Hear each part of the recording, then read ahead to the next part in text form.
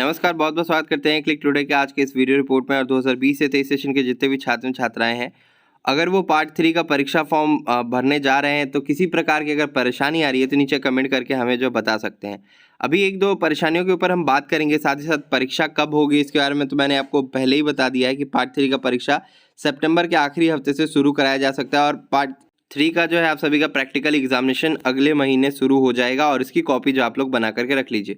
जिनका भी प्रैक्टिकल का परीक्षा होता है उनका 8th पेपर जो है प्रैक्टिकल होगा, यानी पार्ट 3 में 4 ऑनर्स पेपर है जिसमें से कि 3 थ्योरी हो जाएगा जिनका भी प्रैक्टिकल रहेगा, और चौथा पेपर फुल्ली जो है उनका प्रैक्टिकल बन जाता है। इसलिए प्रैक्टिकल की कॉपी तैयार कर लीजिए, डेट अगले महीने इसका जारी किया जाएगा और आप सभी को अपने अपने हो सकता है अपने महाविद्यालय में ही जाकर के प्रैक्टिकल का एग्जामिनेशन पहले ही दे देना पड़े, तो इसके लिए आप लोग तैयार रहिए। और अपने सब्जेक्ट का क्वेश्चन बैंक और गेस्ट पेपर परचेस कर सकते हैं। और प्रैक्टिकल का बुक जो है आपको गेस्ट पेपर के बंडल के साथ ही मिलेगा, इसलिए हमारे वेबसाइट पे जो आपका गेस्ट पेपर लगा हुआ है उसे आप जैसे ही परचेस करेंगे तो उसके साथ ही जो आपका प्रैक्टिकल अगर आपका सब्जेक्ट है तो उसमें प्रैक्टिकल का बुक भी शामिल होकर के PDF फॉर्मेट में आपके मेल पे चला जाएगा। साथ ही साथ क्वेश्चन बैंक भी आपके पास चला जाएगा, तो आप सभी वहाँ से परचेस कर सकते हैं। वीडियो के डिस्क्रिप्शन बॉक्स में इसका लिंक दिया हुआ है और क्वेश्चन बैंक भी परचेस कर सकते हैं और पढ़ाई करते रहिए। अभी देखिए 2020 से 23 सेशन वाले जितने भी छात्र छात्राएं हैं जिनका पार्ट 1 किसी कारणवश जो है प्रमोटेड हो गया था और उन्होंने 22 से 25 के साथ अपीयर होकर भी एग्जामिनेशन दिया है, तो उन्हें फॉर्म भरने नहीं दिया जा रहा है कॉलेज में।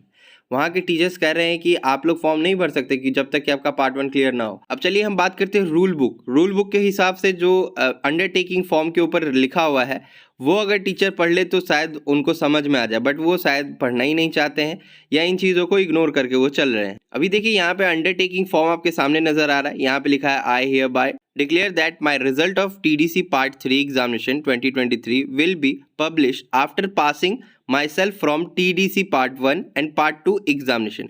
Otherwise, the result of my TDC part 3 2023 will be cancelled. Student का नाम, registration number, roll number, session, subject और यहाँ पे नीचे सिग्नेचर करने के लिए कहा जा रहा है। अभी देखिए जो प्रावधान है उसमें ये कहा जाता है कि जब आप पार्ट 3 तक पहुंच जाते हैं तो उस बीच में जो आपका हर एक पार्ट क्लियर होना चाहिए, मतलब कि आपका पार्ट 1 पार्ट 2 क्लियर होना चाहिए, तभी आप जो है पार्ट 3 का परीक्षा फॉर्म भर करके परीक्षा दे सकते हैं। अब यहाँ पे क्योंकि बिहार यूनिवर्सिटी का सेशन लेट चलता है जिसके कारण जो है आप सभी को पूरे 3 साल में हर एक पार्ट में 3 मौका दिया जाता है पास होने का। पहला मौका जब आप रेगुलर रहते हैं तो उस टाइम पास हो जाइए, अगर उसमें नहीं पास होते तो प्रमोटेड हो जाते हैं।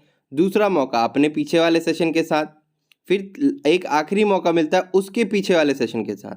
तो सबसे लास्ट सेशन जो कि बच रहा है 2022 से 25, अगर आपने उसमें अपीयर करके अपना पार्ट 1 का परीक्षा दिया है, रिजल्ट अवेटिंग है और अगर आपका पार्ट 2 क्लियर है तभी आप फॉर्म भर सकते हैं। यानी कि जिनका पार्ट 1 अभी एग्जामिनेशन दे के रिजल्ट अवेटिंग है तो वो सब फॉर्म भर सकते हैं पार्ट 3 का, लेकिन उस केस में उनका पार्ट 2 क्लियर होना चाहिए। तो बहुत सारे स्टूडेंट बोल रहे हैं कि मेरा पार्ट 2 तो सर क्लियर है लेकिन पार्ट 1 की वजह से जो है हमारा मामला फंस रहा था, बस टीचर जो है वहाँ पे मना कर रहे हैं। लेकिन टीचर को जब ये अंडरटेकिंग फॉर्म दिखाइएगा तब वो आपको फॉर्म भरने देंगे। अभी बहुत सारे स्टूडेंट यूनिवर्सिटी आए तो उनको अजीब तरीके से ट्रीट किया गया क्योंकि यूनिवर्सिटी के बहुत सारे कर्मचारियों को इस चीज़ का पता ही नहीं है सही तरीके से, और ये मामला हर साल फंसता है। अगर इस बार एग्ज़ाम कंट्रोलर आपका बात ना सुने तो रजिस्ट्रार सर के पास जाएंगे, क्योंकि जो रजिस्ट्रार सर है वो पिछले साल या पिछले साल की क्या बात करें, इसी साल जो पार्ट 3 का एग्जामिनेशन 2019 से 22 सेशन का हुआ था तो उसमें वो एग्ज़ाम कंट्रोलर थे। ये मामला उनके सामने भी गया था, उन्होंने एक फ्रेश पार्ट 1 के लिए अलग से अंडरटेकिंग फॉर्म निकाला था। लेकिन ये अंडरटेकिंग फॉर्म जो अभी आपने देखा उस अंडरटेकिंग फॉर्म पे दोनों पार्ट का जिक्र किया गया, यानी अगर आपका पार्ट 1 अवेटिंग है तो भी आप जो है पार्ट 3 का परीक्षा फॉर्म भर सकते हैं, बशर्ते आपका पार्ट 2 क्लियर होना चाहिए। और जिनका पार्ट 2 अवेटिंग है उनका पार्ट 1 क्लियर होना चाहिए, तभी वो जो है पार्ट 3 का फॉर्म भर सकते हैं। तो ये मामला है। अंडरटेकिंग फॉर्म वही छात्र छात्राएं भर सकते हैं जो किसी कारण बस प्रमोटेड हो पार्ट 2 में और उनका या तो एग्जामिनेशन अभी होने वाला है या एग्जामिनेशन हो गया, रिजल्ट अवेटिंग है। उसी केस में अंडरटेकिंग फॉर्म भरते हुए पार्ट 3 का परीक्षा फॉर्म भर सकते हैं। तो ये एक नियम है जो कि आप सभी को मालूम है। तो जो भी प्रमोटेड स्टूडेंट है उनको अंडरटेकिंग फॉर्म भरवाया गया। बहुत सारे ऐसे स्टूडेंट है जिनका रिजल्ट पेंडिंग था तो उनसे भी अंडरटेकिंग फॉर्म भरवा लिया गया। अभी देखिए ये पेंडिंग वाले में मैंने आपको पहले ही आगाह कर दिया था कि आप सभी भी अपना अगर चाहे तो पार्ट 2 का फॉर्म भर सकते हैं। अगर आपको ऐसा लग रहा है कि आप प्रमोटेड हो जाएंगे रिजल्ट क्लियर होने के बाद, और आधा दर्जन अगर हम रिजल्ट कहें बात कहें तो आधा दर्जन ऐसे स्टूडेंट है जिनका रिजल्ट क्लियर होने के बाद वो प्रमोटेड हो गए हैं और उनको फॉर्म भरने का अभी मौका भी नहीं है, क्योंकि फॉर्म भरने का आखिरी तिथि आपको 19 अगस्त तक ही था। तो अब इस केस में क्या करें? जिनका रिजल्ट सुधार हुआ है, पेंडिंग से अभी उनका रिजल्ट क्लियर होकर के प्रमोटेड में आ गया है, तो आपको क्या करना है? आप यूनिवर्सिटी जाइए, सीधा सीधा एग्ज़ाम कंट्रोलर से रिक्वेस्ट करिए। एग्ज़ाम कंट्रोलर ना सुने तो रजिस्ट्रार सर से रिक्वेस्ट करिए।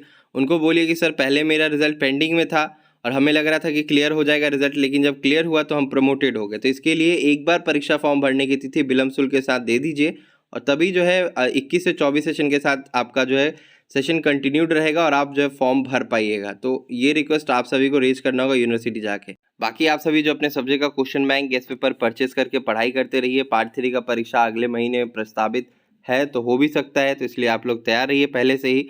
आप लेट करेंगे तो फिर आपको आने वाले समय में दिक्कतों का सामना करना पड़ सकता है, इसीलिए मैं आपको हमेशा गाइड कर रहा हूँ। और इसके अलावा आपके मन में किसी भी प्रकार का सवाल या सुझाव तो नीचे कमेंट कर सकते हैं। अब बात हम उनकी कर लेते हैं कि जिनका रिजल्ट स्टिल अभी भी पेंडिंग है, उनको भी वही प्रोसेस करना है जो मैंने आपको पहले बताया था। और अगर क्लियर हो गया रिजल्ट तो कोई दिक्कत ही नहीं है। तो आज की वीडियो में इतना ही, तब तक के लिए हम चलते हैं। धन्यवाद।